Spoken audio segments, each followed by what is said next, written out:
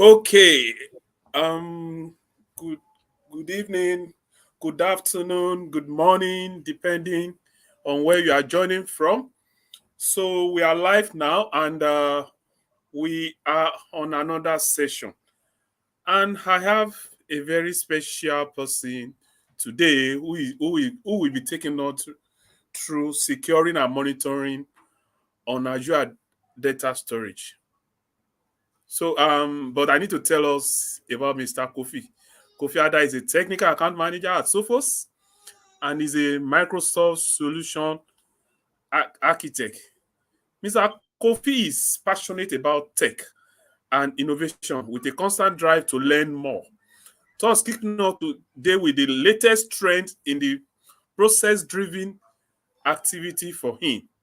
He has over 8 years working experience in working in the cybersecurity industry and with great knowledge in networking, firewalls, and VPN. He is a regular host of Azure Administration Series, teaching cloud technologies and services to members of Azure Certification Study Group alongside David. Wow, ladies and gentlemen, help me welcome this amazing personality, Mr. Koffi Adai, as he'll be taking us through these topics, securing and monitoring on Azure data storage. You have the floor, sir. Wow, thank you very much. Yeah, it's wonderful to be here. It's a lovely day outside, but it's still a very good day to really share knowledge. So I'm actually happy to be here, and thank you for the wonderful introduction. All right, so the topic for today is security and monitoring on Azure data storage. Like everyone knows that I work in the tech industry and security is paramount. You just have to think about how important security is. And if you know security is important, right, you have to also know that what is so important in your organization is data, because the whole point of obviously work is data. Everything in this data. So organization values data a lot. So it's very important that those data are protected and secure from any threat and attack. So in this session, we're going to look at the key data security technologies in Azure data storage. So by the end of this session, you will know the capabilities available in Azure data services that can be used to enhance your security of data on the Azure platform. All right, so with this one, there's already introduction about myself, so I'm not going to waste too much time here. This is our sponsors. All right, we thank Microsoft and also General Computer Solution and Enterprise DNA for being a wonderful sponsor through all these videos and streaming we are bringing to you guys. So we do appreciate all the sponsors. Now let's go to the topic for today. The goal of this session can be broken down into three areas. We will look at securing data using policies, identity, encryption technologies, and how to audit and monitor data in Azure. Right, so just one moment. We will also explore the pillars of security in depth. Azure policy as a key construct in implementing controls to meet various governance. We'll also look at data discovery and classifications. So why data security? Why is it so important? The value is right in front of you right there. Bad actors work around the clock to develop sophisticated tools to steal companies' data. So this data was actually pulled out in 2020. There was about 230 increase in password spray attack. So password spray attack is when bad actors by some means are able to get credentials and through maybe phishing attack or probably buying it from the dark web. Because when a company is compromised and their credentials have been taken, they can actually sell it off or they can actually use it. So when they sell it off or they use it, they can use what we call the spray attack, whereby they can use the same password again, multiple accounts to see whether they can actually get in. Because just bear, yeah, we all fall victim to this, whereby we use the same credentials for various services. So the bad actors know about this. So whenever data is compromised and they get the data, they will use the same data against numerous accounts to see if they can actually get in there. So that's what we call the password spray attack. And as you can see from this data in front of you, 78 gig of data was uploaded monthly to risky apps, which is really important to know because if 78 gig of data being uploaded to risky app, which means those apps have been compromised. So that means our data can be stolen and used by bad actors equally.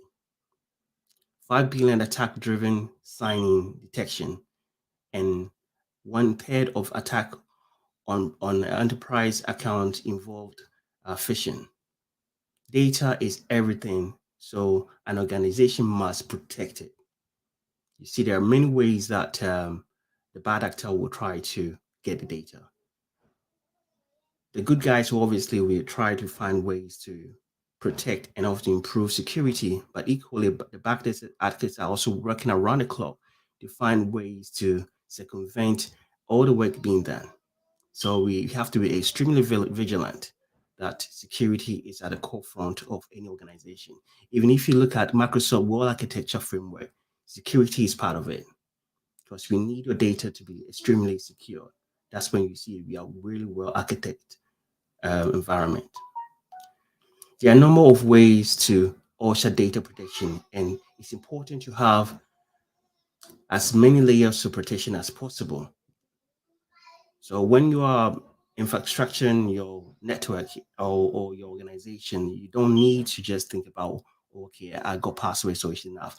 You need multiple layers of protection to ensure that if one layer is circumvent, there's another in place to ensure that it also continuously helps to protect your environment without. But one of the other things is that with having those many layers of security, it should be in a way that it shouldn't be affecting your business continuity because you don't want a scenario whereby you have implemented all these security to protect your data, but at the end of the day, you cannot even access the data yourself. And your users keep complaining that, okay, accessing the data seems to be too much of a hassle. So there have to be better ways to really architect your infrastructure to ensure that the data are accessible to those that need to have access to it, but not to the others that don't need access to it. So there have to be an intelligent way of obviously proceeding this. So companies look for ways to prevent data loss, data leakage, data corruption, because if any of these occur in organization, that will be a huge issue. So the right mechanism need to be in place to detect and protect data from interference, leak, and also unauthorized access. So we will explore some of these key pillars of data security. Right. Now let's look at securing your storage with the layer approach. Like I said earlier, security is always defense in depth. One of the core principles of security is the depth of it. Not having one layer, but multiples. If one layer, like I said earlier, fails or something changed in one layer, there is one layer beneath it to help to keep your data secure. Identity is the first of this layer, as you can see on the screen here. So with identity, the defense parameter is no longer just at the perimeter of your organization. Because just think about it. Before pre-COVID, many companies, obviously, we were all working from within the premises of the company, and the main important thing is having a firewall to ensure that we protect ourselves from any attack. But nowadays, with the modern world, employees work remotely from home, which means the idea of having a firewall at the edge of our company network is no longer enough. Identity becomes the primary security parameter. we leverage Azure AD authentication and also Azure authorization to provide this identity service. But obviously, you can also use other identity providers. There are multiple third-party identity providers that can equally provide your identity as well. Authentication is the assurance that you are who you say you are. This could be through a secret, something you know, or it could be through something you are, biometric, using, let's say, your fingerprint, your eye, retina. Those can also be used as well. And also, it can be something you have, like if you might have an app, authenticator app that will generate values that you can use at the moment of authentication. Authorization is also a key element. So the identity part, which comprises of the authentication and also authorization, the identity, authentication is what I just said, is putting in the password, using biometrics, or even using Microsoft new authentication method like Hello, right? But then once you are in, also need to ensure that you have access to the resource that you have, which you should have access to. But even thinking about the resources that you have access to, we shouldn't fall into um, the realm of just giving you access to everything, including the things that you need. We need to give you access to the least access privilege to what you need to do your job. Because there might be a situation whereby anything can happen. Your password is compromised in some ways, probably not your fault.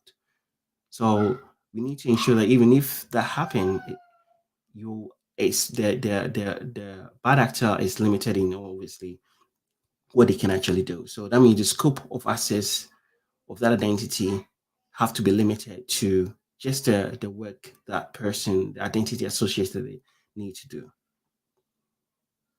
Right. So this all boil down to authentication is who you are, and authorization is what you can do once you have gained access to the environment or to the data. In identity, you can harden your security by using two or multi-factor authentication because just having a password is not enough.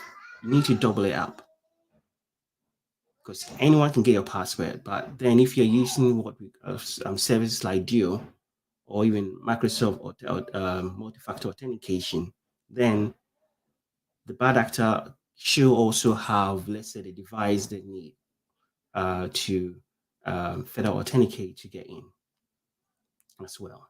And if you can even leverage on other services to even harden the whole approach by using, let's say, conditional access or risk-based multi-factor authentication, whereby depending on your location, it will give you a different type of authentication method. For example, if you normally log in from Nigeria and all of a sudden you're logging in from Ghana, then it's impossible that you be at that location, probably logged in 5 minutes ago, all of a sudden you're logging in from Ghana in 5 minutes. That's impossible. So that intelligence of conditional access will detect that, okay, this is not a new usual location that you log in. And then a specific authentication actually might take effect. Maybe a further authentication might happen as well.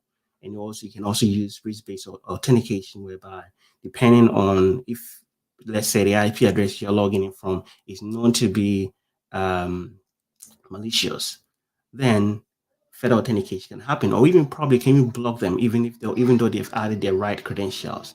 So these are more like you are trying to be intelligent in ways you authenticate rather than just relying on the traditional way of authentication.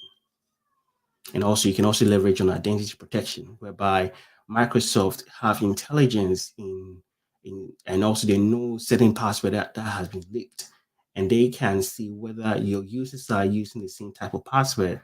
They can give you that telemetry so that you can advise your users accordingly. Now, next on the list is network.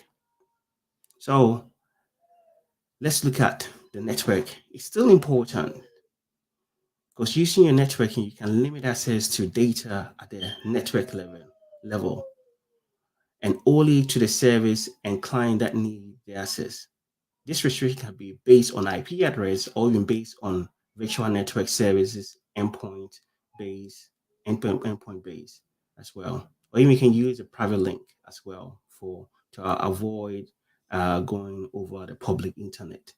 You can also leverage on the WAF, web application firewalls, for that matter, to protect, let's say, your service, the data is behind your service that way, your databases and stuff like that.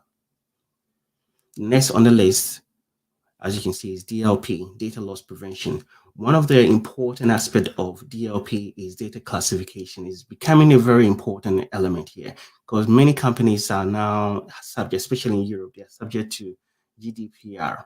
So your data need to be classified so that you can ensure that data that are moving around, you are aware of it, right? So the personal identity, your personal identifiable information should be classified in a way that to be easier to detect, enforce policy, and this will help prevent data exfiltration. Now, let's look at encryption. So encryption is also important. That's what we have on our list because the encryption part is that with your data, even when it falls into the bad actor's hand, if they are encrypted, then it becomes useless to them.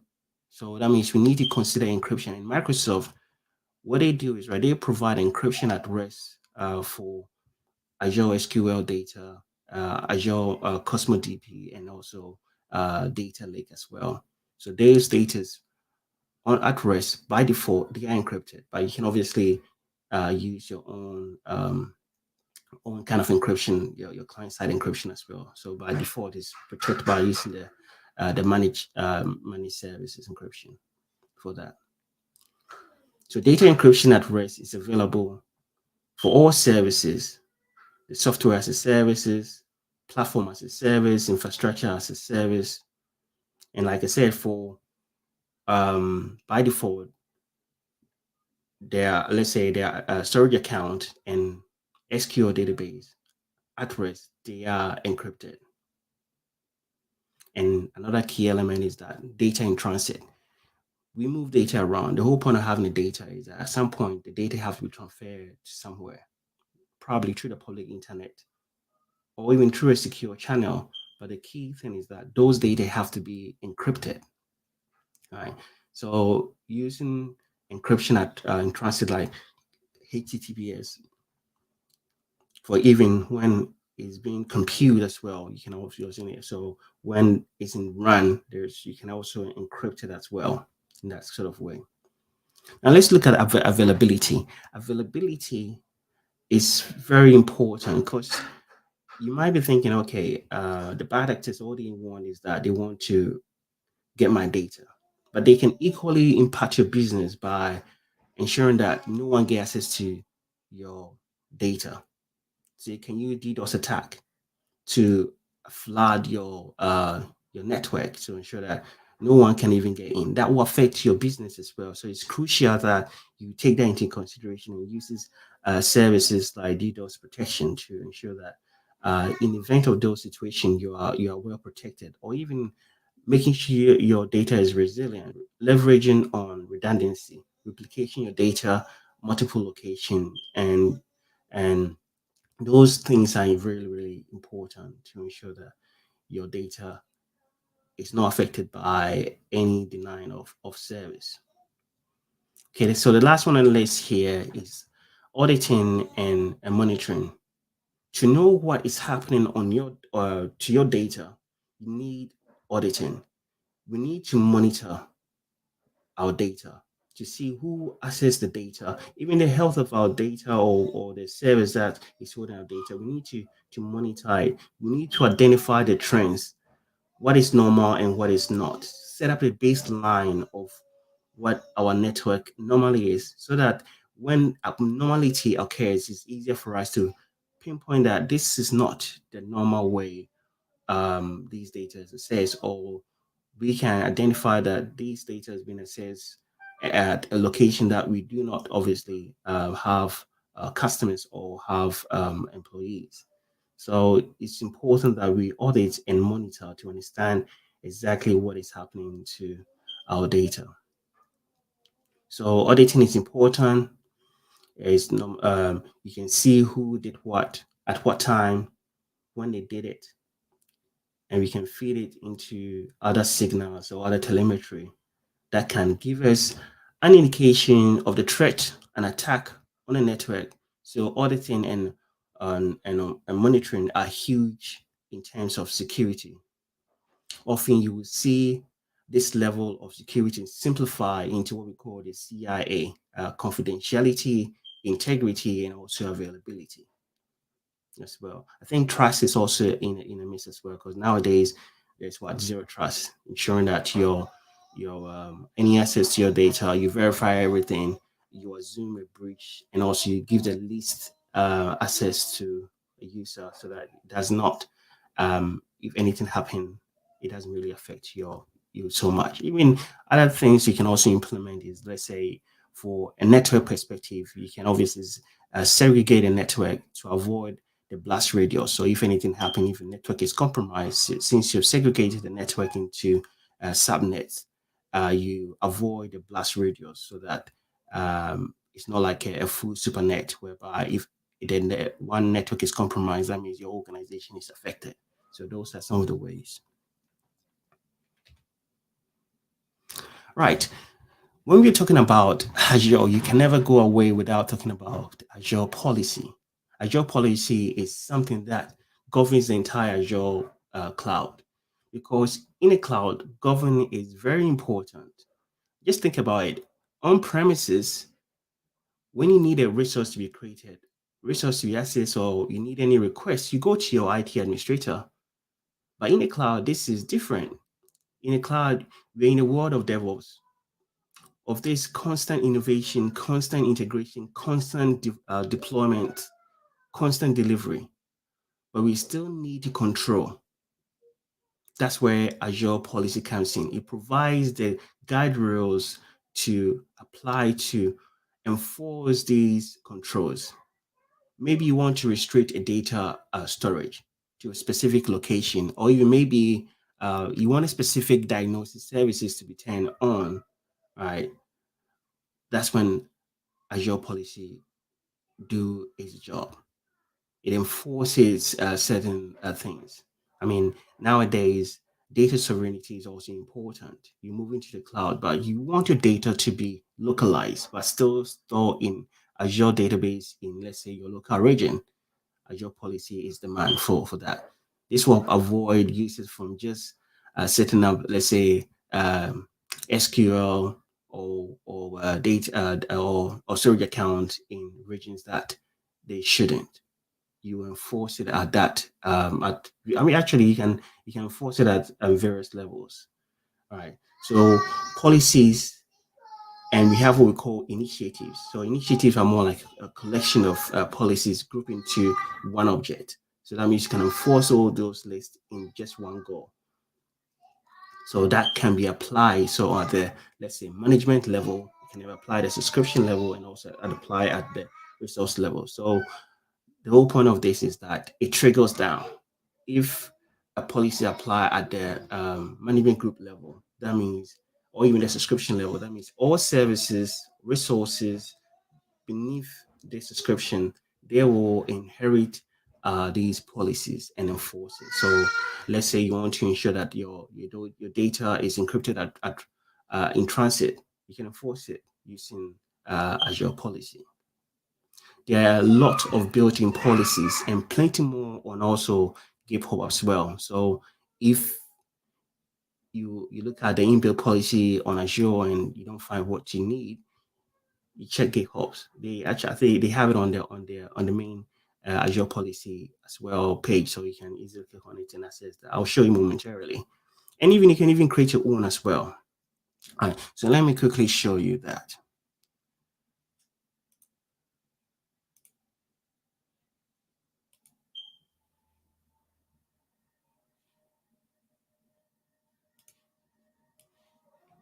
All right, so let's go to policy.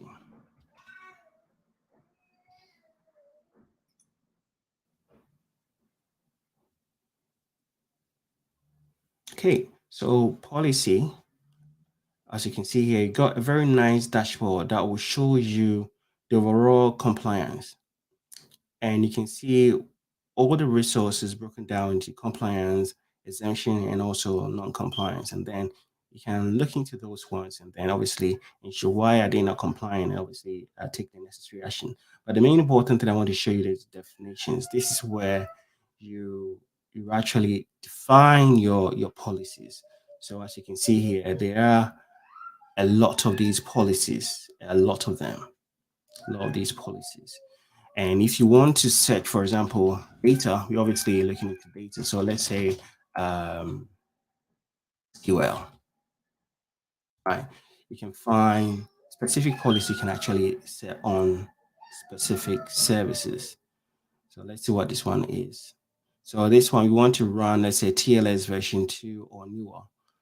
When we are running, let's say, uh, data in transit, we want to ensure that the encryption level is 1.2 or newer.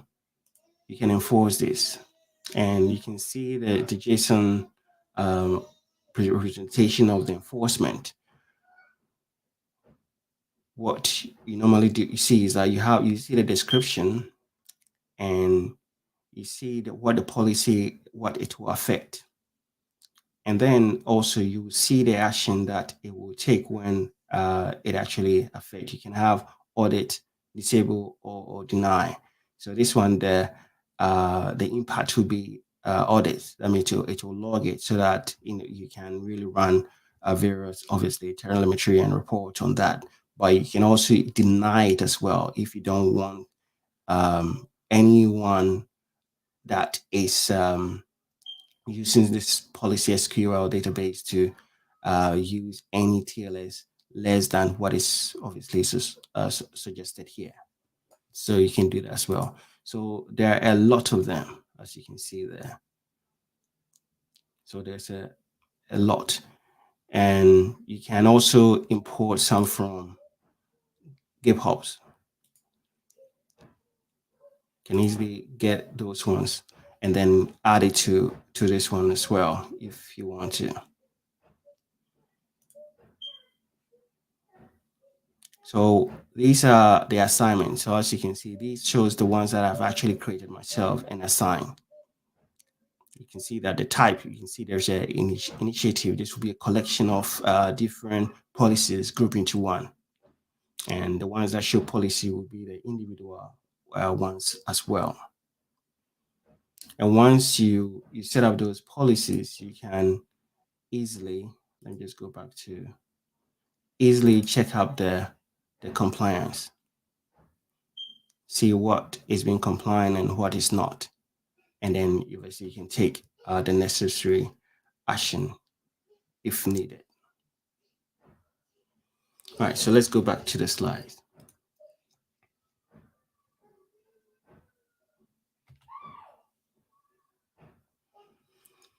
Data discovery and classification. Data often has different types.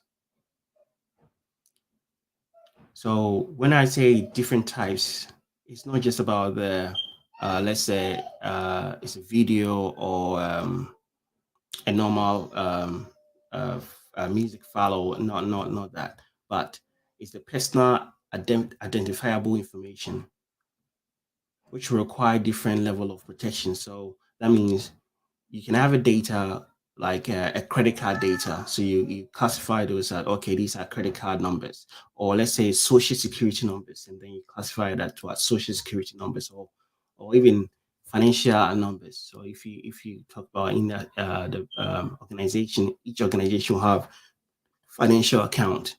They pay their bills and also they have vendors that they work with. So those financial information, if they are really discovered and also classified, that will help us to see what is going on in the environment. So this is really important.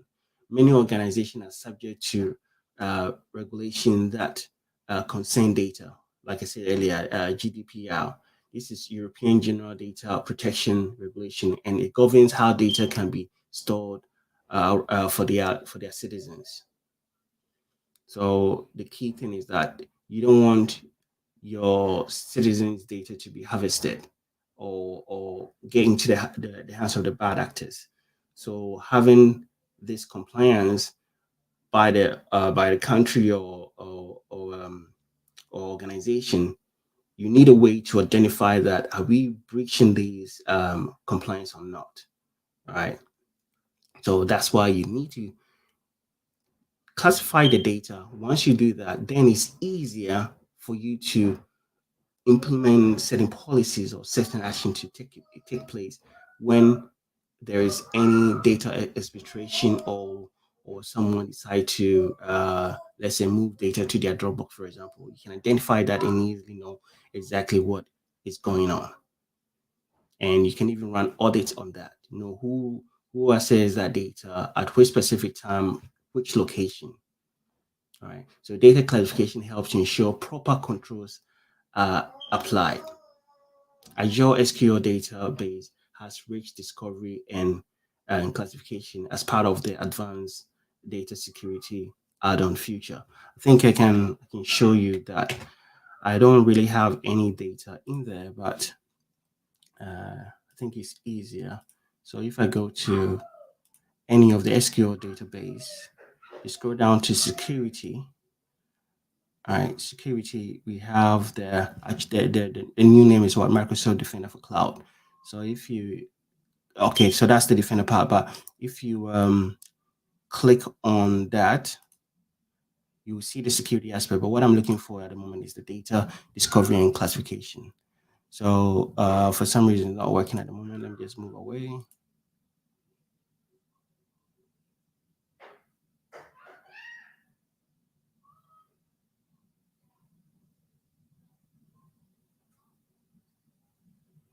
Okay, it's taking a bit of time to populate. But the key element here is that you have the option to see your data, and then you can automate the process of uh, classification, because what will happen is that they will use machine learning to understand specific type of data, and then they give you the option to automate the classification, or you can even do it manually as well. So you can classify your data manually if you want to even set up a new kind of data classification tag. Yeah, okay, it just came up. All right. So with the overview, I don't have any data, so you see those datas, and under the classification, you have those columns to classify the data the way you want. So you can add your own classification if you want, and give it a specific type and specific label as well. So there's a lot you can do. So classifying your data to ensure that you are visibly your data is visible with a specific naming convention, so that you know exactly what goes on in terms of data movement, and even very good for auditing as well to understand what is going on your network.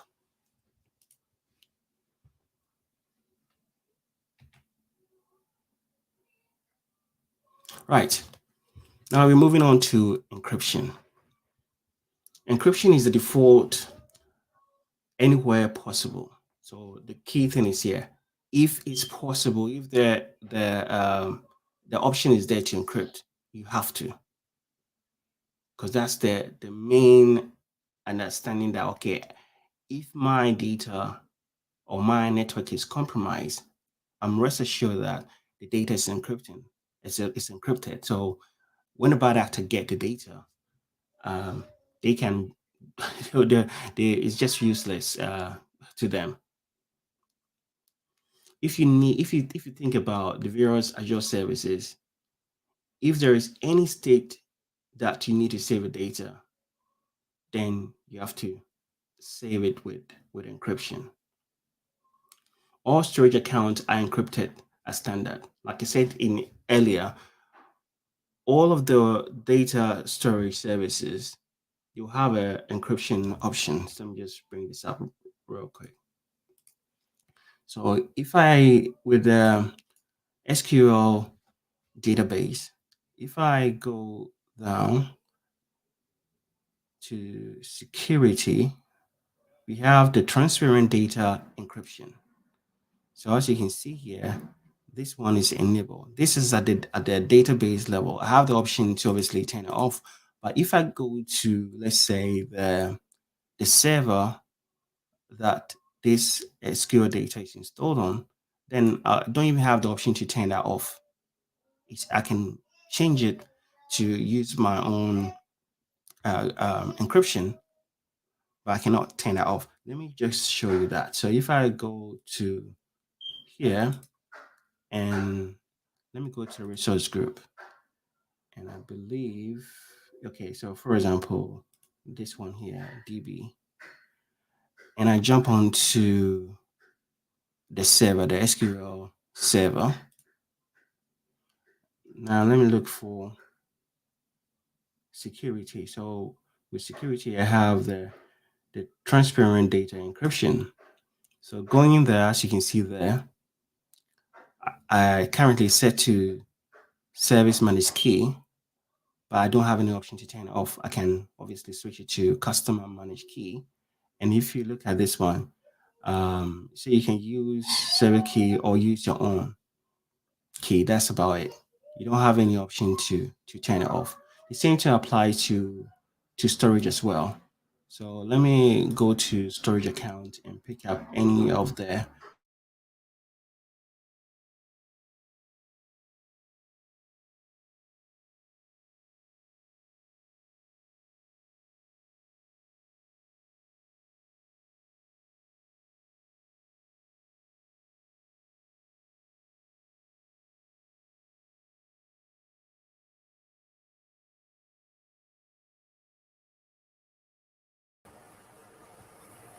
Hello, can anyone hear me?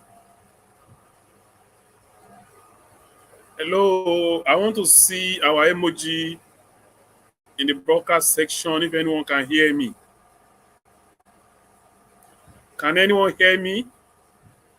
Hello, I want to see our response on the chat room. If anyone can hear me, I can see Ayodeji. I can see. Okay, thank you, Techie Space. So, I don't know what is wrong with our facilitators network. So obviously, it has been disconnected, but we have been able to learn a lot of things today. And I think that I remember the first time I had a seminar, I attended a conference on Azure, and I was just listening to what they are saying. And it's like they are speaking in French or Chinese, but I know that they are actually speaking English. But for me, I don't even know what they are talking about.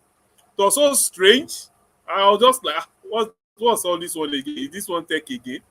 So, but thank God, it's making more meaning now. It's making more meaning, and so at least I've been able to explore Azure fundamentals. So, to an extent, I'm really falling in line. I don't know if there is someone like me here today.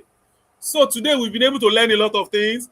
We have looked at security and monitoring on Azure data storage, where our facilitator take us through data in terms of identity services, SSO, and multi-factor authenticator. What they do. We also looked at email, web application, and security. The next gen firewall also. We equally look at endpoint security.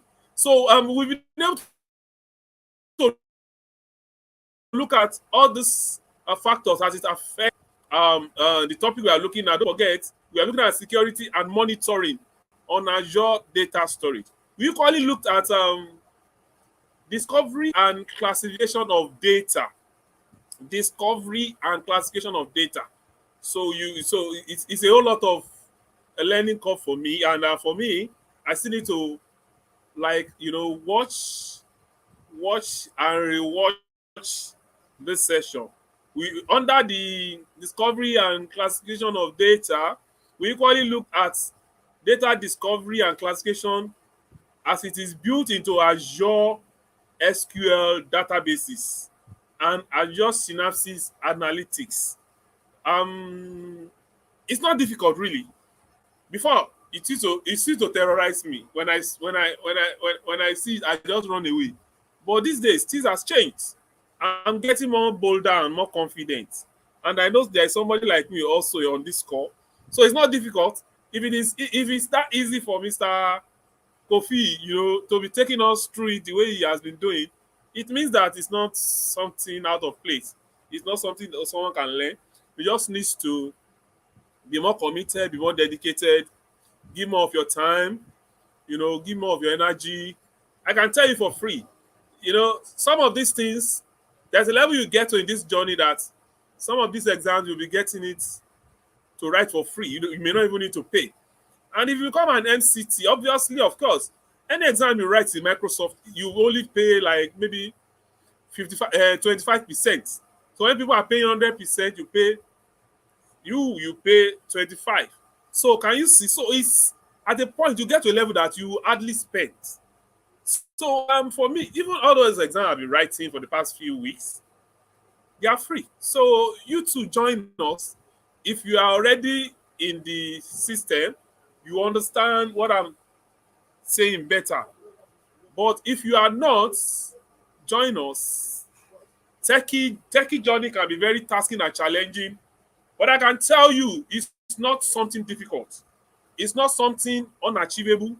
It's not something that is out of place that cannot, because I study business admin from Kaduna Polytechnic in Nigeria, and my job role has always been operations. But at a point, I need something more. I want something better. I fall in love with Excel, and from Excel to SQL, Power BI, and later Azure. Can you see? Do you see that movement and trajectory? So the more you dig deeper, the more you uncover a whole lot of things in this space. So Azure is the place to go, whether we like it or not. Companies are migrating to the cloud. Enough of buying using a big money to buy a central server, and at the end of the day you keep on paying for this server. But when you have your server on the cloud, it is pay as you go. You only pay for what you use. But when you buy a server, if you buy a server for, let's say, 20 million, for instance, of course you are paid that 20 million. But for cloud solution, for Azure, no, it's pay as you go. It's what you use, you pay for. So it is, yeah, some company are still using hybrid. Like my former company that I work for, we have a resident server, we still have a server in the cloud. They are doing hybrid, they are scared that, okay, what if anything happens to the cloud and blah blah blah. People are still skeptical, but the truth of the matter that there are some security that has been put in place by Microsoft to ensure that every data that every organization put on the cloud, are secure. Hackers cannot just gain access to your data. That's the whole essence. So there is no way that within 1 hour of this class, Mr. Koffi will be able to do 100% justice to this session. But I can tell us for free that it's a whole lot of journey. It's a whole lot of journey. Yeah, I can admit the fact that there's a lot to take in, but I can tell us for free that it's not difficult. It's just what it needs is our commitment. Now, you see, with all these things that I'm saying, there are some people that when I talk to them, they call me guru. They call me this, they call me that. But I'm telling you that the very first time I listened to a class, when I was in a class, it's not a conference, an Azure conference. I know they are speaking English, but I can't even decode what they are saying. But now, some people, when I talk to them about tech, I'm equally a champion. So that is how it works. So you two, I don't know the level that you are now, or you might be more than me. You might be on the same level with me, and I may be ahead of you. But I'm just trying to tell someone that tech, transiting to tech space, is not that simple. If I tell you that it's simple, it's easy, I'm only deceiving you. I'm only deceiving you. I wrote 2 exams last week. I passed one, I failed one, but life goes on. But the good thing about those two exams was that two of them were for free. I didn't have to pay. All I need to do is go through the learning path, attend Microsoft free classes. They normally do it maybe 3 4 hours thereabouts. If you attend it, fundamentals, you get it for free. So I didn't even pay any money. So the second one that I passed one, the second one that I failed of, obviously I had to rewrite. So you join me too. Even when I move to advanced, maybe I need to write on probably data engineering or data scientist. As a Microsoft certified trainer, the highest I can pay is 25%. That is one good thing Microsoft has done for us. So likewise, you to join us in this train. It's a field that you enjoy. It's a field that you appreciate. It's a field that will transform your life. It will transform your thinking. You know, before I used to think that YouTube is meant to watch films, but I never knew that YouTube is an encyclopedia of information. What my growth in this tech space today has been made easy by YouTube. There is nothing you are looking for that is not on YouTube. Excel, Azure, somebody. I was in a training. Yes, was it last year or 2 years ago? And somebody was saying something. That man said mentioned something, and I put it down. The man said everything you need is available free somewhere, but it's just that you don't know how to get there or you are not located, and that's the truth. For me, I didn't know that. Okay, because my growth so far has been self-taught. Yeah, it is a privilege for you to showcase what you learn, but everything I need to prepare or speak on this platform has been self-taught. So those informations are there, and some people are so magnanimous that they will even drop their data, they will drop their link, their connection. If you have a problem, you can reach out to them, and they are not charging you for anything. So that is how far and how best we can go. So to take it home, I don't know why Mr. Koffi has not been able to reconnect. Maybe the backroom people will help us reach out to him. If we have to wait a little or end this section, although this is 4:48, we only have 12 minutes more to round up. We are already close to area of question and answer. However, it's important that we fill our feedback form for us, because feedback form is very, very important to us.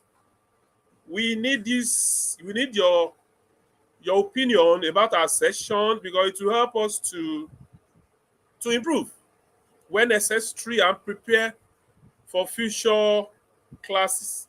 I'll be dropping the feedback. Okay, so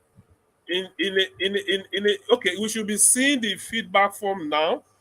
Please, as many of us that are still on this call, I will want us to fill this feedback form. It's very, very key to. It's very, very important. And when you fill it, I want to see, and I'll be glad to see that. So this is 4:49. So ordinarily this session should end by 4:50, so that we can accommodate question and answer. So let us fill the feedback form. But if there's anyone who has any question for Mr. Koffi, you can drop it on this link, and I can tell you that it will get back to us. So thank you so much, as many that started with us and are still online now. We do not take your time for granted. I want to tell you that this journey is just starting. We've had 7 series now. So obviously by next week, Saturday, we move to the 8th series. So it has been a whole lot. Sometimes if I even want to look at these videos, I don't even know where to start. Because even this one that we just listened to today, someone like me, because me, I'm not ashamed to tell anyone here that I'm a slow learner, so I don't pretend, I don't deceive myself. Some people might have the grace of being a fast learner. So So I'm still expecting our response. If we have filled our feedback form, please, is very, very important to us. We need this feedback. We need it. It will help because it will help us to prepare more, to learn more. So it's a kind of guide we call continuous improvement in terms of our content delivery, the speaker, and all that it takes to put the event in place. So I've not seen any questions so far. In the absence of nothing, this is 4:50. Okay, so there's another message from this community, Nigeria Data Platform community, telling us that their participants will implore you to fill up the feedback form for this session. Your responses will go a long way in improving our subsequent session. Thank you all. So that's just to buttress what I've said earlier. So on this note, we have to be shutting down this session, but this is already 4:51, and so I want to tell us once again, thank you for attending this session.